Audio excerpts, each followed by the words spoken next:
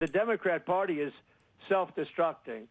I mean, when you have low IQ people like Crockett, I wonder if she's in a relationship to the late, great Davy Crockett, who was a great gentleman. I wonder if she's got any relationship to Davy Crockett, the great old Davy Crockett. But you have this woman Crockett. She's a very low IQ person. Somebody said the other day she's one of the leaders of the party. I said, you got to be kidding. The Democrats are lost.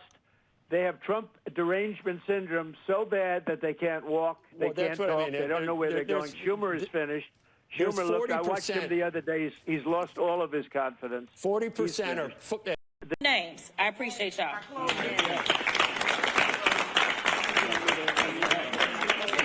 That's it? Oh, you closer. Oh, we're done. We're done. No. Oh. We're done. No, we're done. Yes, we are. We done. That's what it says. Okay. We were supposed to have Ron do the closing. I'm sorry. I apologize. Sorry. And so I want people to see him and understand who he is. This is a person that has a problem with people of color, period. I don't care how many black MAGA out there with their hats. I want to be clear, when we look at who it is that he's kicking out of this country as people of color, when we look at who he always disrespects and says that they are low IQ, even though when you look at his cabinet, this has to be the most incompetent cabinet we have ever had in the history of this country. When we're talking about people that literally have the ability to drop bombs or order that bombs be dropped or make recommendations that bombs be dropped, and they literally don't know how to get the signal chat right. So we're talking about low IQ individuals, but so long as they say that this guy is their guy, and usually if they work for a certain news network, that's the only qualification that's necessary. I've got news for the president. I am not going anywhere. No matter how many squiggly lines they draw in the state of Texas, I will be back and I will be on his behind and making sure the real accountability that the American people are demanding, whether they're Democrats, Republicans, or independents, that it is had when the Democrats take control of this House in the midterms. Is she a character? I don't think Trump has a problem with black people just because he's criticizing you, Jasmine Crockett. I just think he has a problem with you, and you just happen to be black. But, you know, who is me for to project what you're thinking? So in the intro, you saw Trump is insulting the Democratic Party, and you see Jasmine Crockett's trading insults with him. And I don't think it's a good look for the Democratic Party, honestly, as an independent. It just makes me think, like, okay, this is high school brawl. The difference is Trump's president, Trump's in office, Trump's actually doing what he's saying he's going to do, to the point where he's essentially creating job losses. I'm messing around, guys. But Democrats are finding anything to latch on to make a statement, to make something. They got nothing. And I honestly agree with Trump's assessment here about the Democratic Party. I think they have really, truly lost. And even with the job numbers thing, which is what we're going to talk about in this video, because it's been a while since I talked about the economy, and I kind of want to use this in reference to why I think the Democrats are done, is that Trump eviscerates the Democrats for gerrymandering, but then slamming Republicans for redrawing Texas. The hypocrisy is real. I just found out there's certain states like Massachusetts where 100% of them are Democrats. So you're telling me there's a state where there's only Democrats that live in it? Really? I know Washington, D.C. is like 93% Democrat. Yeah, fair. Most of your seats, 93% of your seats coming from that state should be Democrat seats. But you got Massachusetts with 100% solely Democratic representation, and you want to criticize Republicans for their map, right? And even with these boards, like I did my research with the committee boards that that New York has, that Gavin Newsom has. Eventually, they're just going to put a bunch of left-wing independents in there, and they'll still be able to gerrymander with the appearance of fairness. And this is some of the things that many Republicans are criticizing Democrats for, that you want to sit here and play these moral, virtuous games, or you want to try to pretend moralize on an issue that every policy you put in place seems to reinforce pro-Democrat redrawing, redistricting. And now Republicans are getting a taste of your own medicine. And now you're crying. Now you're crying foul. Now you're withholding. Now you're stopping people from getting a flood bill passed because this is how important it is for you to maintain political leverage in Texas. And this is the pressure cooker that I think Republicans are really using to really put the pressure on Democrats to return to Texas. But, I digress. I want to get back to the job numbers because right now, Democrats believe they have an opportunity to attack Trump on his job numbers. And one of the reasons for that is that Trump fired the Bureau of Labor Statistics, the same lady that had to revise 800,000 jobs from Joe Biden's administration. So this lady has a pattern of behavior, a pattern of outcomes of getting stuff wrong. And Democrats are trying to latch onto this as a reason to attack Trump when essentially Trump is firing somebody that is proven to be incompetent between two administrations. But Democrats for some reason, they want her to stay in power. Make it make sense. You keep getting the statistics wrong. You don't change anything about them. You revise them quietly.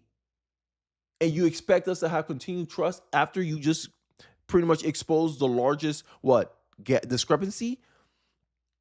The Bureau of Labor Statistics just had the biggest job revision since 1968. That's how wrong this lady got it. And in this clip, you're going to see some kind of some battle of narratives over the job numbers, and I'll let you know where I land at the end of the clips. Let's take a look. This is the response rate over the last 10, 12 years for the BLS household survey. It's dropped from 90% or so on time down to 60 and sometimes even lower. It's arguably the most important number we get about the economy.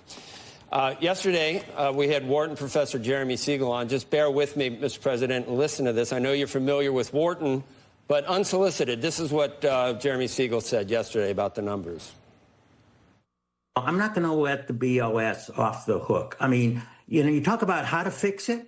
Make these questionnaires mandatory and give them a time limit to fill it out. I think the response rate's down to 60%. I mean, that's unacceptable for the most important statistic that we have. It's almost like we're sending them out, fill it out when you can. We know you like to go to the beach in the summer, so it might be a little bit late. This is just not acceptable today. We need that response rate has to go up. And when you make the biggest mistake in 50 years, why? Why wasn't there an explanation?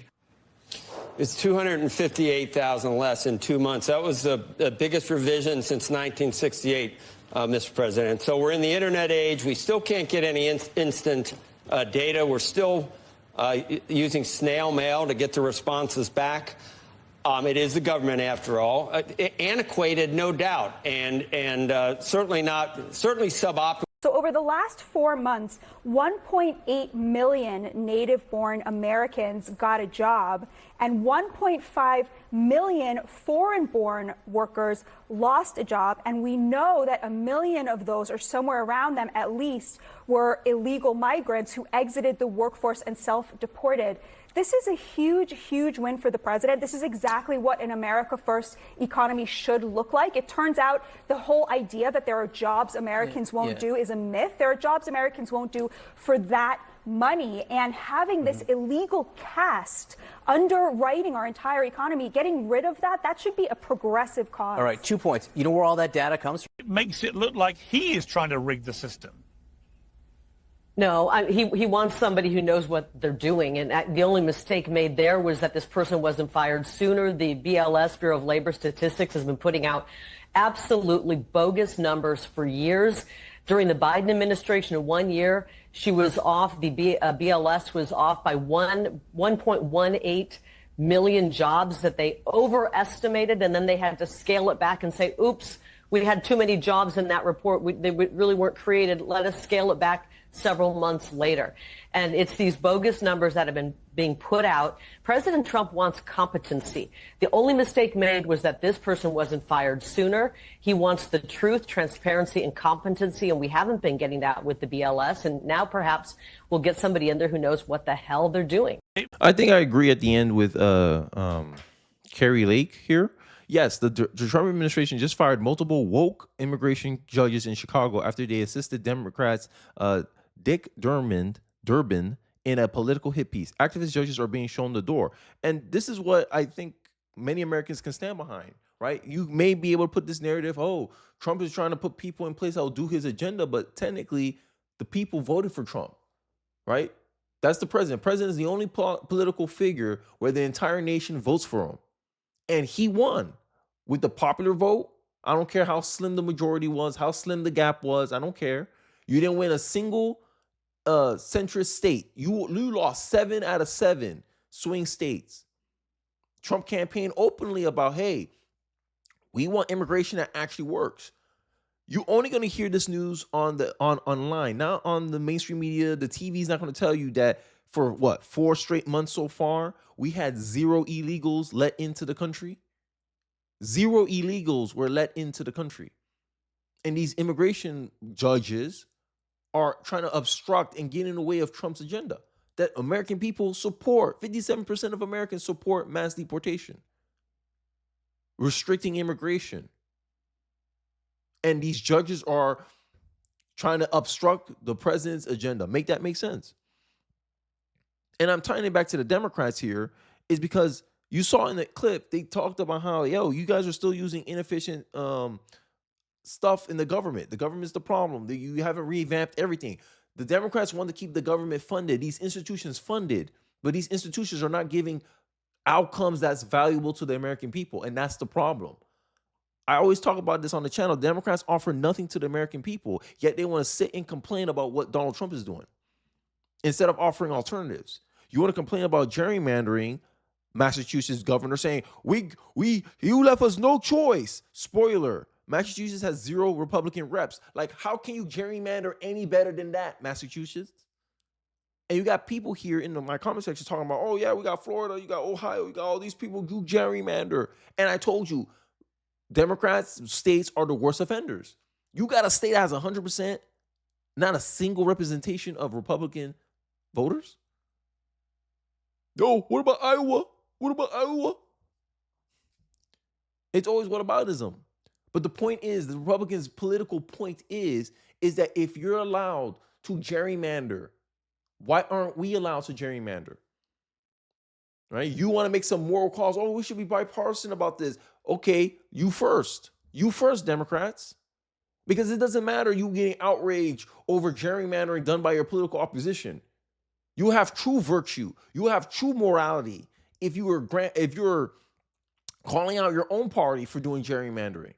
That's what makes it applicable. That's what makes people trust you. Oh, you're calling out your own party for this mess. Okay, maybe you do believe in gerrymandering shouldn't be a thing.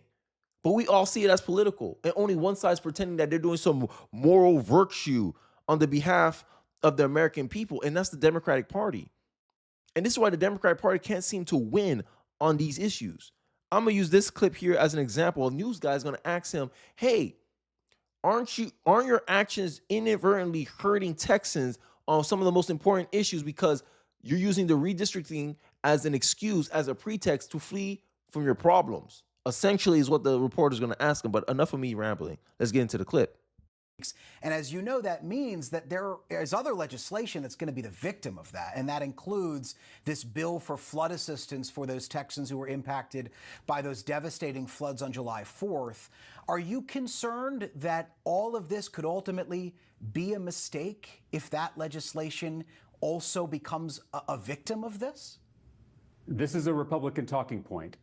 Now, in my history of listening to Democrats, whenever they label something a talking point, they really don't got an argument for it. That's just me. My strategy is to continue pressing it. Because imagine saying the consequences of your action. Like you stated a consequence to somebody. Hey, you know, if you do this, this is going to happen. And they label it a talking point. Make that make sense?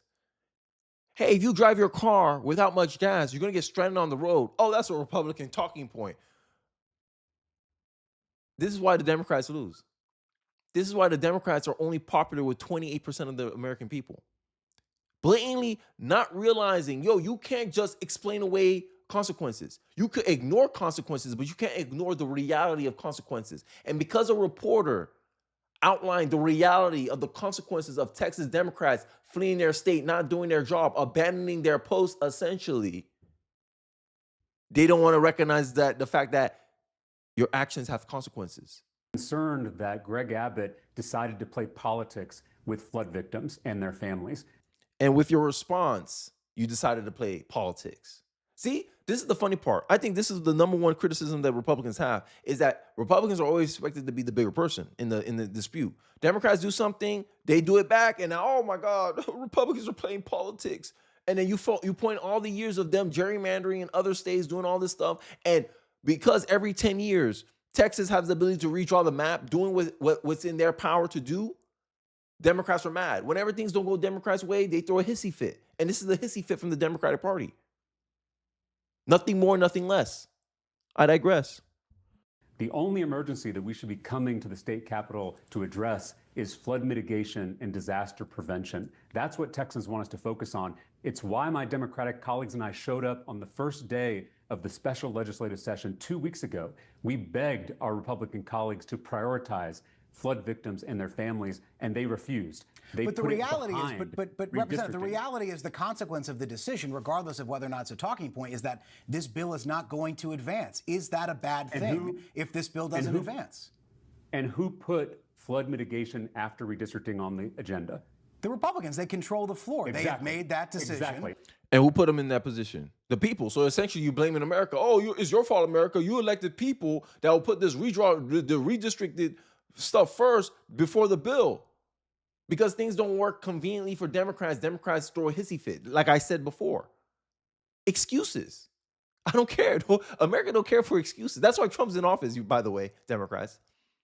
Because we know you guys won't give Trump no excuses. So why you expect America to give you excuses? Especially that your party lost the popular vote. Especially that your party is the least popular party. Why should we give you any excuses? You deserve none. We don't care about your excuses. Hey, yeah, fight about the map because it matters to you too. It matters to you too. But you pretend, oh my God, we care about the flood victims. Yeah, okay. Yeah, okay. But there will be consequences to your decision here too, will there not? And you know why they did that is so that they could play politics with those flood victims, so that they could pressure us to give away our constituents' voices in the democratic process. They're using flood victims to try to get us to agree to these corrupt maps so they can rig the next election. We are not willing to sacrifice the American experiment. We begged them to prioritize flood victims. You know, I know this is like a full of ish because you have governors in other states using what's going on as an excuse and pretext to justify their actions, to justify what they're doing, right? And then you want to talk about a broken system. Democrats want to start complaining about a broken system, but look at what they're doing. Right? You don't choose what happens to you, but you choose how you respond, and you chose to respond in a political way. And you're mad at playing. Like, who has the leverage here? You or the Republicans? The Republicans have the leverage. Texas has been a Republican stronghold, and you're crying about a redrawn map that is going to give 5 new seats, possibly to Republicans. You're assuming that, by the way, because these 5 districts where supposedly 5 new Republican seats are going to come out of, they come from majority Hispanic voters. I thought Hispanics was part of your coalition.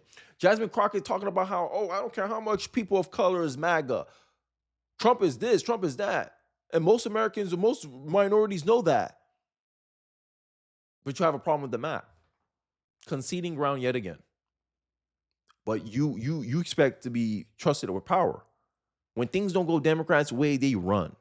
They make it inconvenient, hard for people to do anything. Look at how y'all protest. You block traffic. You hurt people because you believe in my way or the highway. And when you don't get your way, you flee. You avoid the situation. You run away. You make it inconvenient for people.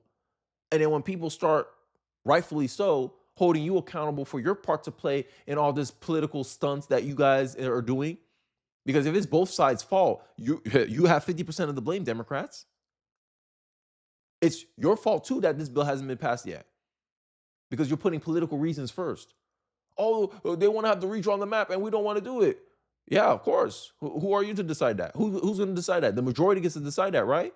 Just like the majority in California got to decide that, hey, Republicans should only get 14% representation with the congressional seats, even though we got 40% Republicans in a state. Massachusetts, not a single seat is for a Republican. So there's no Republicans in Massachusetts? But you guys get to decide that because you're the majority in that state. But when the majority of that, when the terms don't help you, don't help your party, instead of, hey, we do what we can, but we're going to fight this redistricting thing. You don't fight it. You run. You break the quorum. Now you're getting fines. Now you're trying to fundraise off of this, which possibly can give Greg Abbott a legal way to actually prosecute you and hit you with some a crime. But I digress. I honestly think this is just a battle for the Democrats all around. I think there's nothing salvageable from what's going on here, in my honest opinion. Maybe you guys have a different take. Let me know your thoughts and perspective in the comments section. I'll be interested to hear what you guys have to say. Don't forget to like, comment, subscribe. Please share this video if you're so inclined. It really does help me out in the algorithm. And I'll catch you guys on the next one. Peace.